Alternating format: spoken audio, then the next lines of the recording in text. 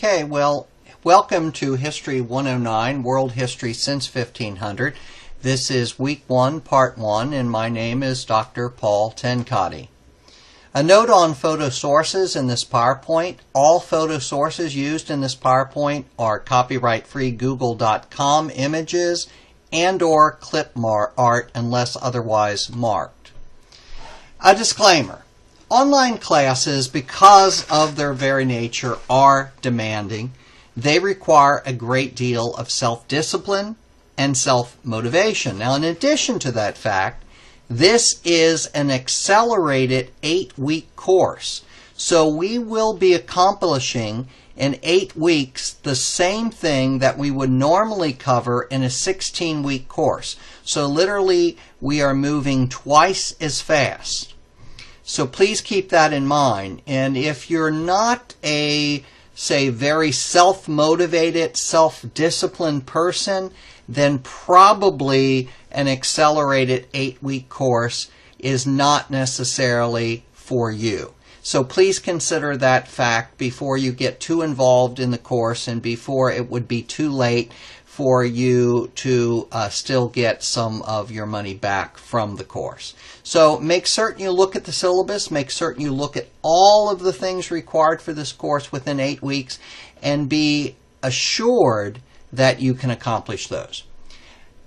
And because we are not meeting in a face-to-face format, that means that we need to leave the lines of communication open in other ways. Now, please know that I absolutely love teaching. In fact, I've won many teaching awards, both at Thomas More College, where I taught for 22 years full-time, as well as for the entire region, the Greater Cincinnati Consortium of Colleges and Universities.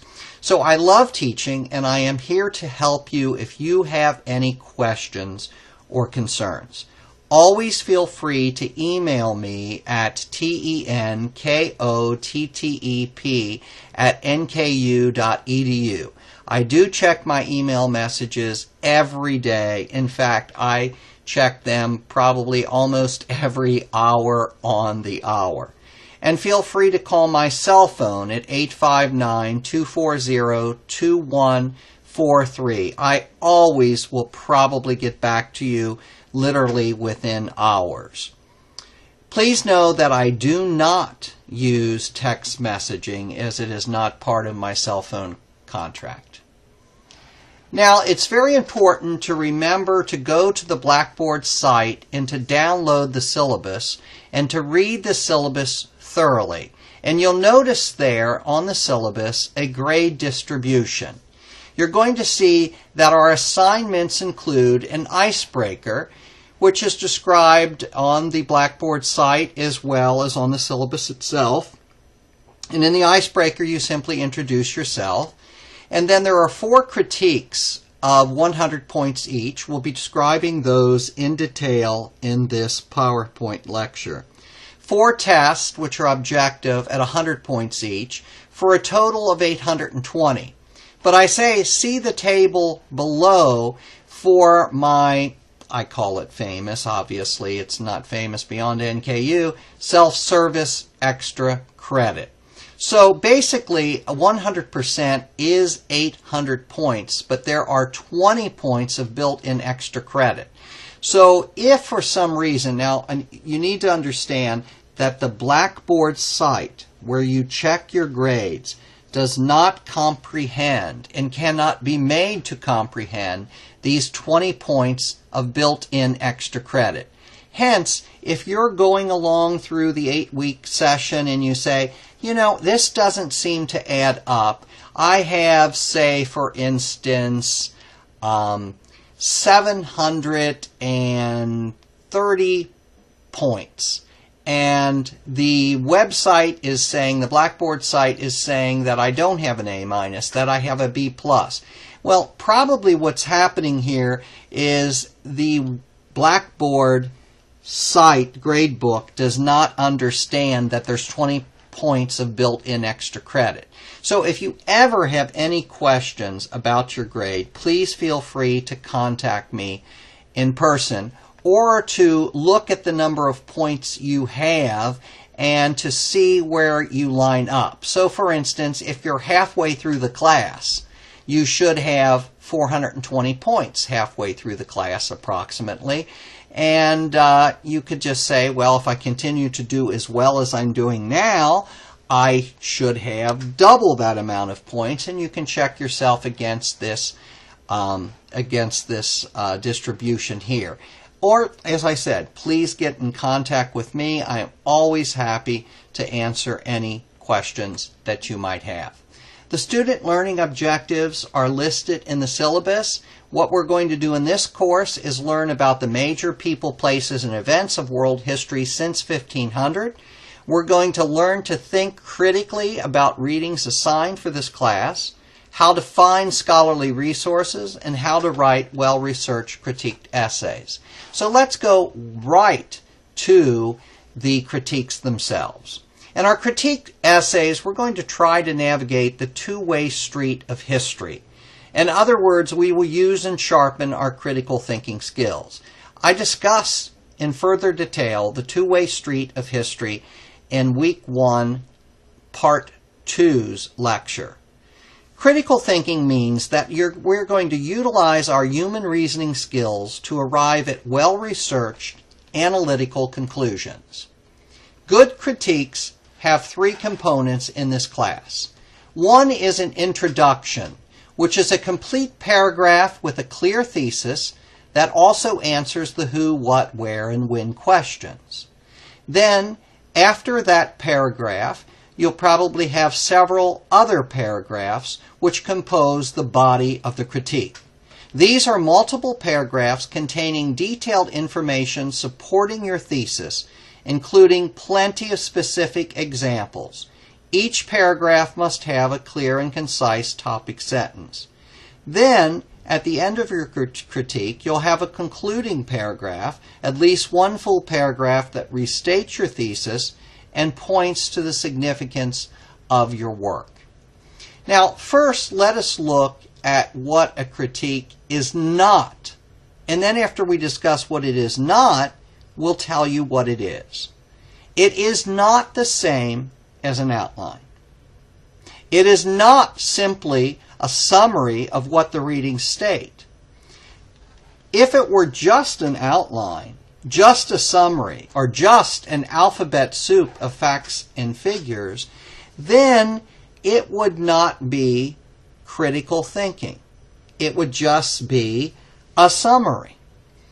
It is not an uninformed opinion. So again, I assigned the readings for a particular purpose, and that is so that you can learn something about the period of history and the topics under discussion for that week, but also so that you can learn to use your critical thinking skills. So basically, the critiques are not an opinion of what you thought of the work. In other words, you should not say, I found these readings to be boring. Or I found these readings very interesting, very exciting. They were awesome. Basically, the critique assignment, we do not care what you think of the readings. The readings have been assigned for a purpose. That purpose is to learn, and that purpose is to use your critical thinking skills. And by all means, critique essays are not something you can leave to the last minute. They are not written in an hour or less after you finish your reading. You need to think about your reading. It might take hours to think about your reading. It might take a day or more to think about your reading, to find other scholarly sources. So critical thinking does not occur right away, that is, instantaneously. So, now that we've looked at what they are not, let's look at what they are. They are thoughtful, analytical responses to the readings. That is, the critiques will engage and build your critical thinking skills. You will utilize at least one outside source and an in-text footnote in your critique essays. We will discuss this further. They require time to sift through and think about the readings and to conduct additional research. So please leave the necessary, that is the requisite time, to do this, to think, to sift through, and to think critically. And they are professional, not amateurish papers about how you thought something was interesting or boring. I love cartoons of all kinds, old-fashioned cartoons from 50, 60 years ago to modern-day cartoons like The Simpsons. And in this comical Bugs Bunny clip, which you can go to by following this URL address, you're going to see what I mean. Bugs Bunny is with the monster, and he, at one point in time, Bugs Bunny is saying, "Gee, you monsters must live an interesting life, and you meet interesting people, and you do interesting things." And I thought this would be a funny way for you to see exactly what I'm not looking for in a critique. In our critique assignments, we'll try to navigate the two-way street of history that we'll discuss more in our Week 1, Part 2 lecture. In other words, we'll use and sharpen our critical thinking skills. You'll be assigned readings that will be available as PDF files on the Blackboard site. And these readings will discuss both sides of an issue or topic. That is, pro and con, yes and no. And occasionally you might even have 3 readings, which will discuss, say, 3 different perspectives. These will be contained in files in your weekly assignments on the class Blackboard site. The purposes of the both sides readings are to get you to think critically, to research further, and to write analytically. Their purpose is not to solve age-old historical controversies, which neither you nor I can achieve in a 750-word critique. So, the first thing you need to do every week is download and listen to my weekly lecture. Then you read the assigned readings listed as background, most commonly from Jeffrey Blaney's A Short History of the World, which is the textbook we're using for this class. Then you'll have the background to do the pro and con readings. For critiques in this class, do not use vulgar language or cliches or general encyclopedias or websites, and we're going to discuss more what that means. Acceptable sources for assignments in this class include scholarly books, scholarly journals such as the American Historical Review, which, although it's called the American Historical Review, actually covers all of world history. It's just so entitled because it is published by the American Historical Association. The Journal of Asian Studies, the Journal of World History, etc. Specialized encyclopedias such as the World History Encyclopedia, the Encyclopedia of Asian History, etc., those are fine. Those are acceptable. But general encyclopedias like Britannica, Wikipedia, or Encarta are not acceptable. Feel free to use government document and government websites, but I do not want you to use .com, .edu, or .net websites. Respectable newspapers, magazines, and their radio networks and their websites are okay. Here are some examples. Now, critiques, you can use footnotes versus endnotes. We're going to explain what's the difference between a footnote and an endnote, and I want you to use in-text notes. Footnotes appear at the bottom or a foot of a page. Endnotes appear at the end of a paper. For this class, we'll use in-text notes. So we're going to show you what an in-text note is. Here's an example.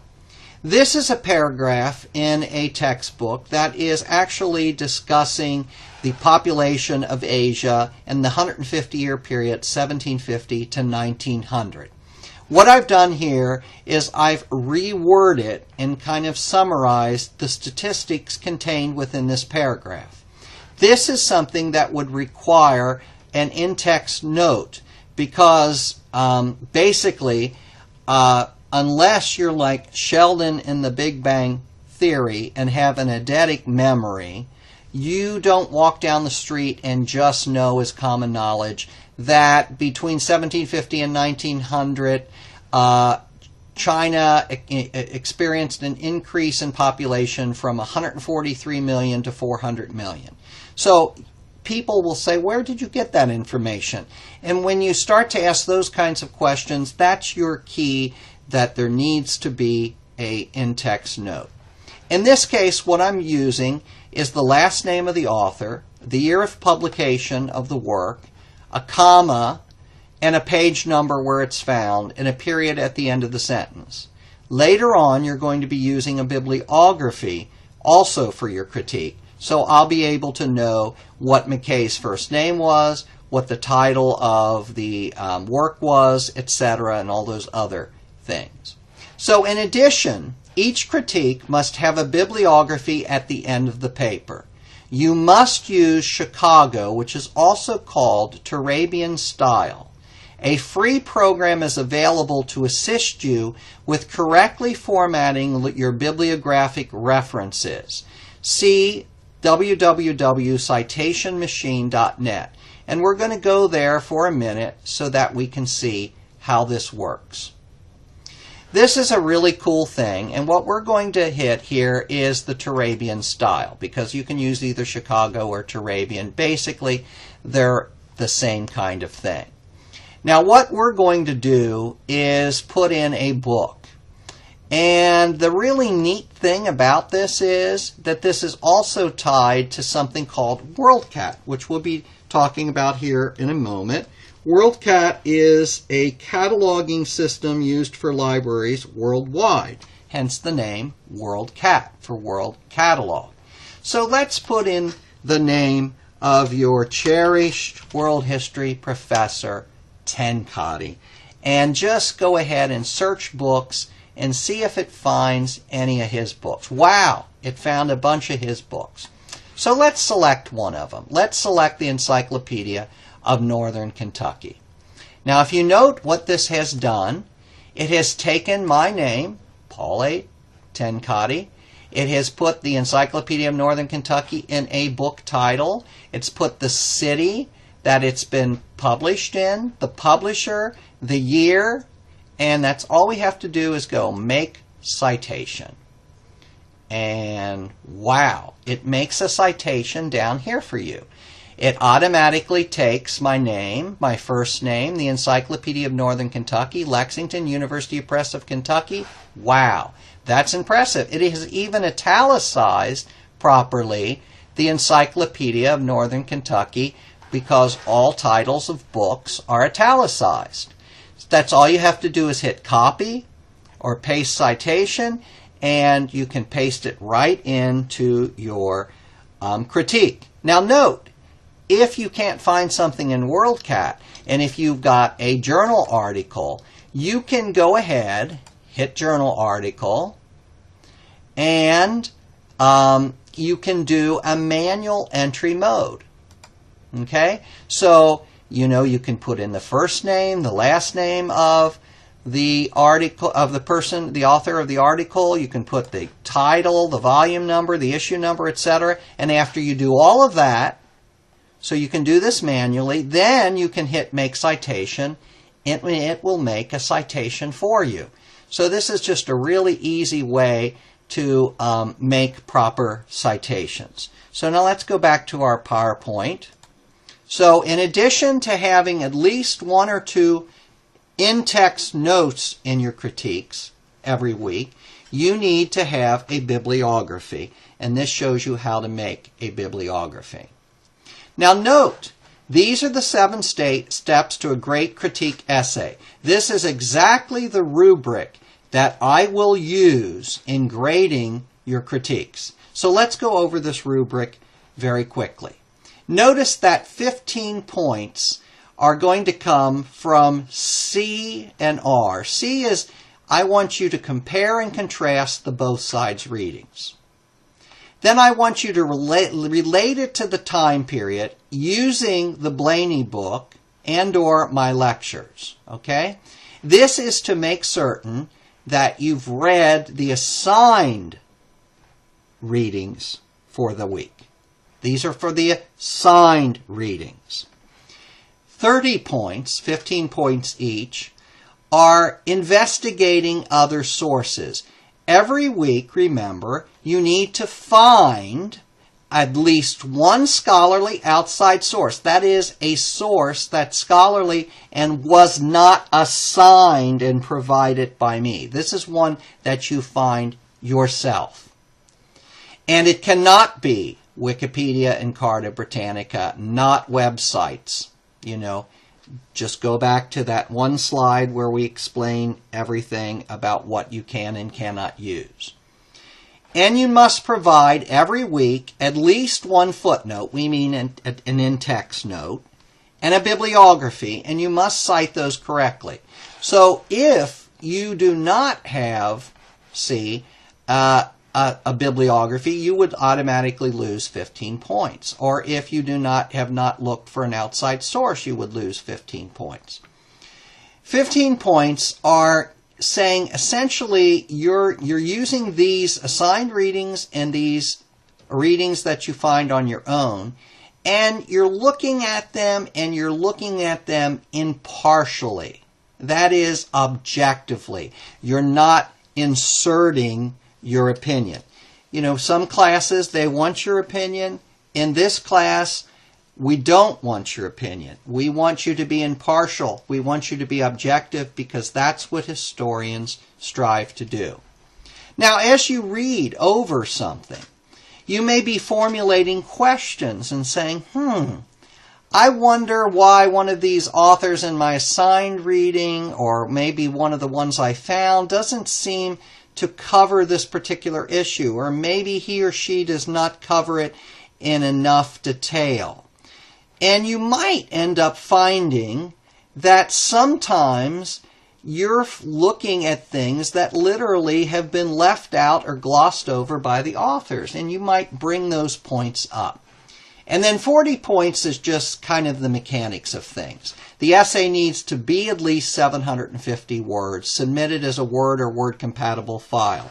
Note the asterisk: essays that are too short or that lack themes by their very nature may also lose points in other categories, since these may not adequately address the topics and requirements in those categories.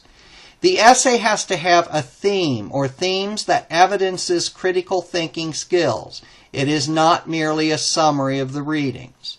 The essay needs to contain an introduction, body, and conclusion, all using paragraphs with topic sentences. And the essay should be professionally written, with proper grammar, correct spelling and punctuation, appropriate voicing, so not things like I, my, me. We're going to do things as objectively as possible. Now, about all of this editing, feel free to take your paper, if you get it done early, to a friend, or to send it to me and say, would you mind reading it over? Would you mind editing this thing for me? All good writers learn to write by having other people help them, by having other people edit for them. And even when you become an accomplished writer, researcher, and person like myself who's published over over half a dozen books, even then I still have people proofread my books and papers and so forth, because sometimes it's very difficult for us to catch our own mistakes. Critique essays are usually due on Sundays by 11:59 p.m. or as specifically noted in the assignment section of the syllabus, and also in the weekly lessons folders of the class Blackboard sites. Critique essays must be submitted via the links provided in the weekly lessons of the class Blackboard site. You are always welcome to work ahead and to submit your weekly critique essays in advance of their due dates. Also, the instructor generally accepts and does not deduct points for late assignments. The due dates are merely meant to help and guide you, the student, in a structured manner to enable completion of this 8-week course. Okay, and so our deadlines in this class are soft deadlines. But I say that with a word of caution. And that word of caution is an 8-week class goes very quickly. So while I understand that sometimes life happens, and you may get sick, or a family member, someone dependent on you may become sick, or, for instance, you have some unusually heavy work responsibilities, say, for instance, 1 week. I understand that, and these deadlines are soft, and you don't have to feel frightened by them, but please know that they exist to kind of keep you on a schedule so that you don't fall behind. If you want further critique guidance, there is a model critique listed on this Blackboard site. And of course, you can review, if you like, Week 1, Part 1 of this class Blackboard site. And you can feel free to email me on my cell. Feel free to email me at my email address, or to call me on my cell phone. Now, one other thing we want to state here about a theme or theme for your critiques. Let's say that the week that you're looking at, it deals with the scientific revolution, okay? And we do that 1 week.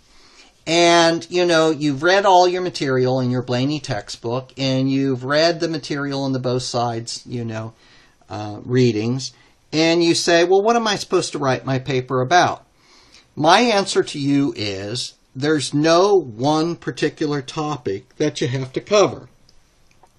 You're basically, in the critiques, doing several things. You're convincing me that you read the assigned readings. That's number one. Convincing me you read the assigned readings. Number two, convincing me that you know how to find, read, use, and refer to in your critique essays an outside scholarly source that you found that was not assigned, and that you know how to use an in-text note, and you also know how to do a bibliography.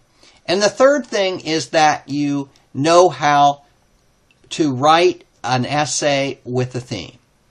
And for a theme, you need a topic. So let's say you're reading through everything on the scientific revolution, and you say to yourself, wow, they're talking about Charles Darwin.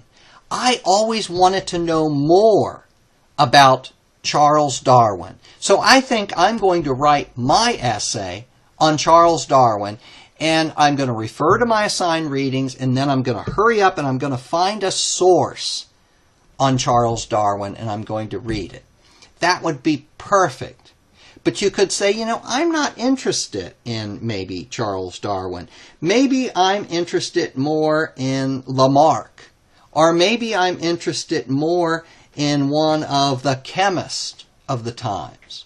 Or maybe I'm interested more in astronomy. And maybe I'm interested more, for instance, in Johannes Kepler or in Galileo. You can pick a person, you can pick a topic, you can pick any of those, and those become your theme. So feel free to pursue in your critique essays topics, people, themes that interest you. And it's all about you finding the sources for the topic that you're interested in and that you want to pursue. Again, if this doesn't make sense, I'd be happy to help further. So in this class, we're going to avoid what I call radioactive resources. We're going to avoid internet websites, if we can, including Wikipedia. And instead, we're going to rely upon standard scholarly sources, including the many digital resources of NKU Steele Library, or if you're a student at another local university or regional or national university, their library, their digital library, or even, say, for instance, something from your public library. So, for example, suppose that you need to find information about the Protestant Reformation. We cover that 1 week.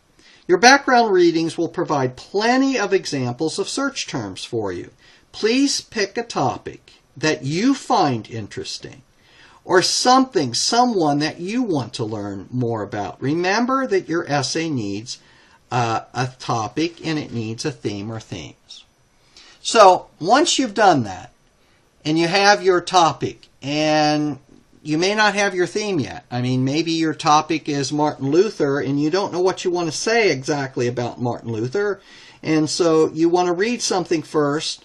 So what you do is you go to NKU's Steely Library databases, and generally whenever you log into the databases, you're going to have to put your username, password, etc.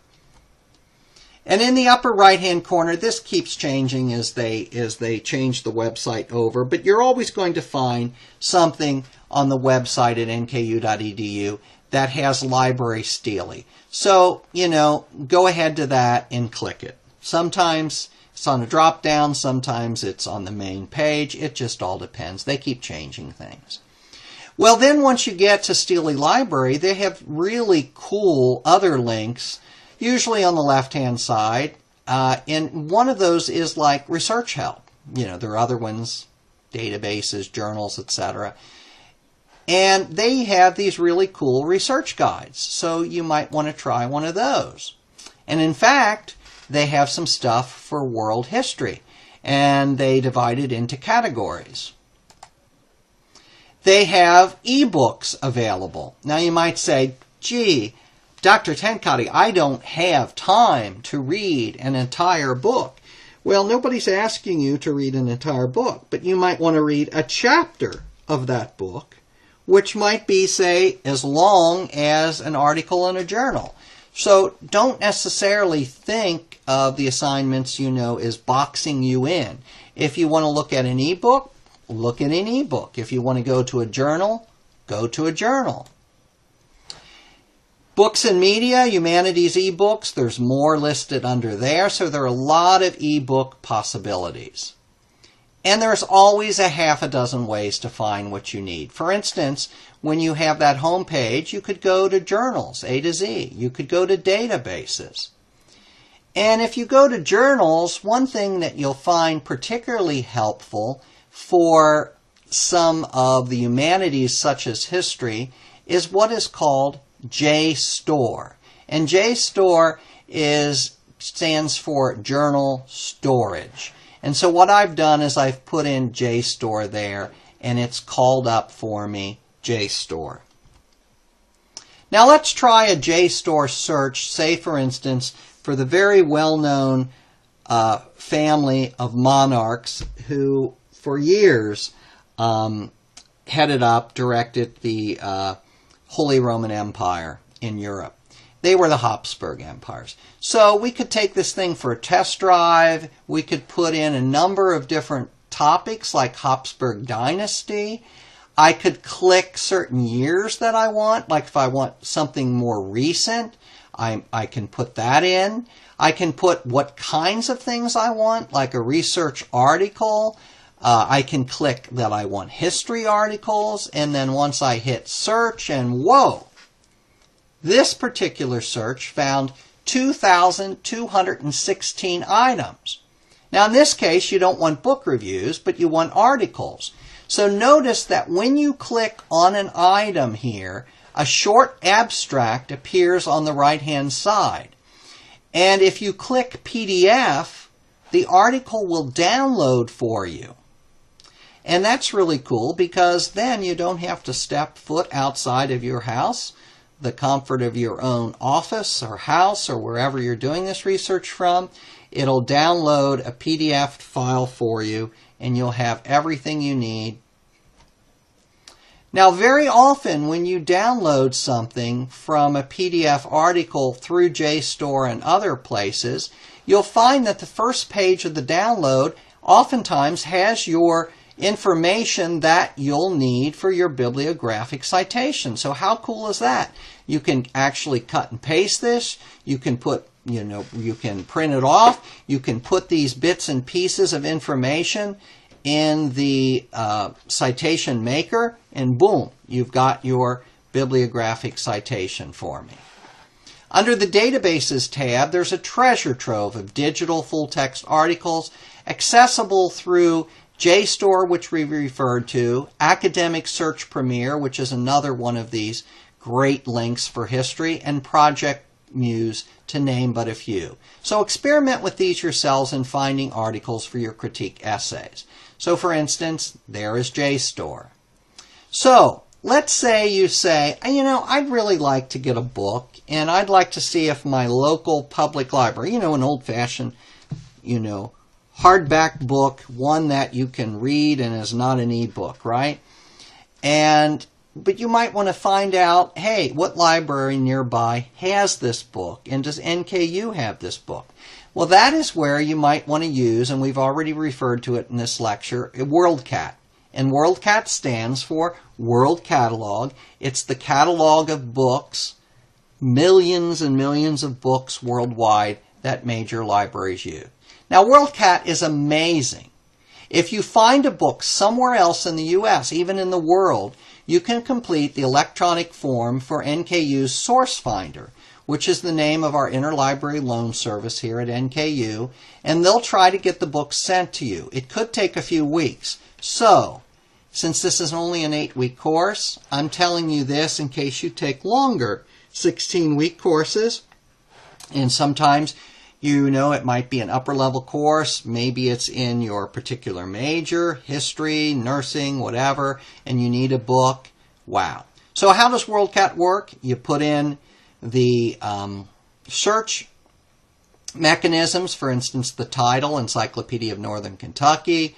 You click search, and whoa, you're finding 120-some libraries that have the Encyclopedia of Northern Kentucky.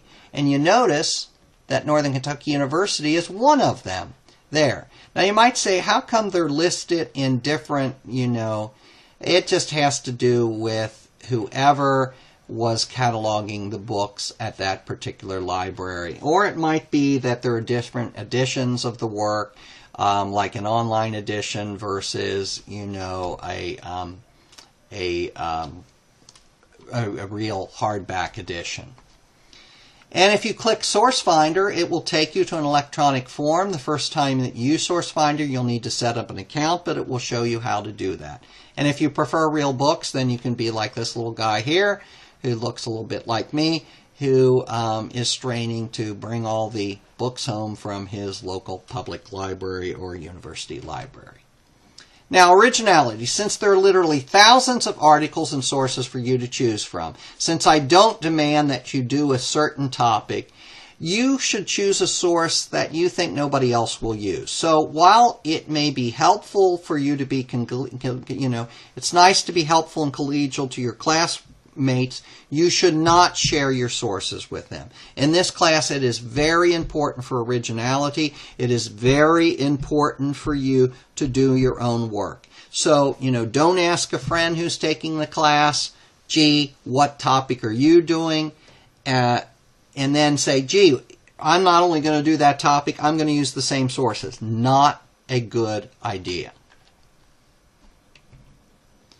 Now let's try an example together that we can all relate to and that you already know something about. Christopher Columbus and his 1492 discovery of the New World for the Europeans of his day. Feel free to go to the class Blackboard site now or after you finish this PowerPoint and see the link Columbus. There you'll find a PDF with both sides' articles, an additional scholarly article, and a sample critique. Pay close attention to this model. If you have any questions, please contact me. So actually, I'll put it 2 places on the website. It'll be under Model Critique, and it'll be under Columbus. And this is to give you a model of what your critique might look like, except since, obviously this is 1492, this is not for this class, but it shows you kind of how to do it.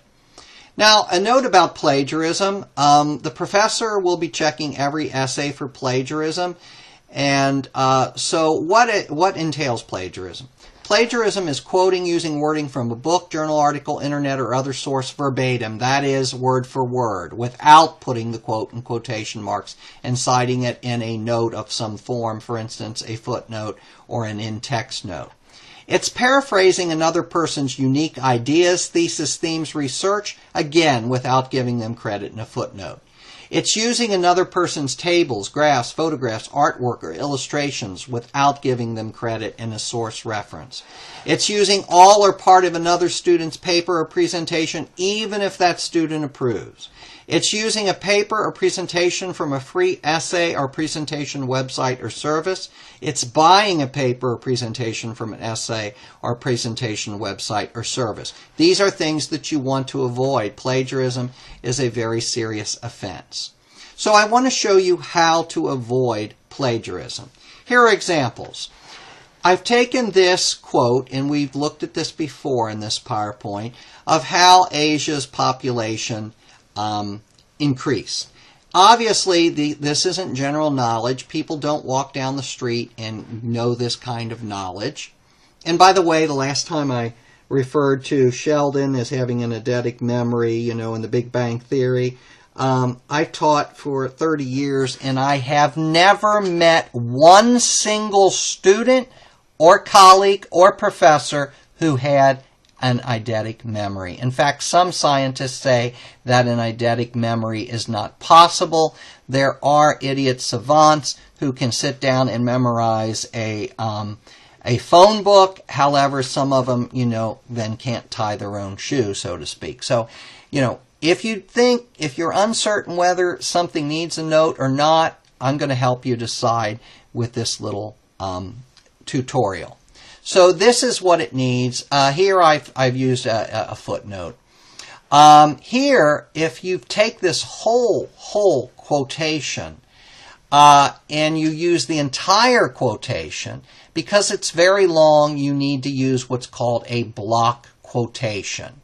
So that means taking it and beginning the quote on a new line, single spacing the long quote, and indenting the entire quote about a ½ inch on the left, and including, and again, don't worry, footnotes, in-text notes, all the same. For this sample, we're showing you what a really long block quote would look like. Now you might say, well, Dr. Tenkate, why do you do this? Well, somewhere along the line, some student said, hey, I know what I'm going to do with my paper. I'm just going to cut and paste from, 10 different sources, and my entire paper is just going to be a cut and paste job. And some wise professor said, oh, no, you're not, because if you even try to do that, what we're going to do is we're going to have you single space it, and we're going to announce to the world in a block quote that you're using really long quotations. Generally you don't want to use block quotations very much at all. Block quotations are for really long quotations. Another example here is, just paraphrasing certain generally known facts, and that is given there. Now, you don't need to get fanatical about this. You don't need to get all obsessive compulsive about it. Generally known or widely disseminated information that, you would learn in your school, maybe elementary school, high school, or most people would know, or, that somehow you would find in thousands and thousands of books.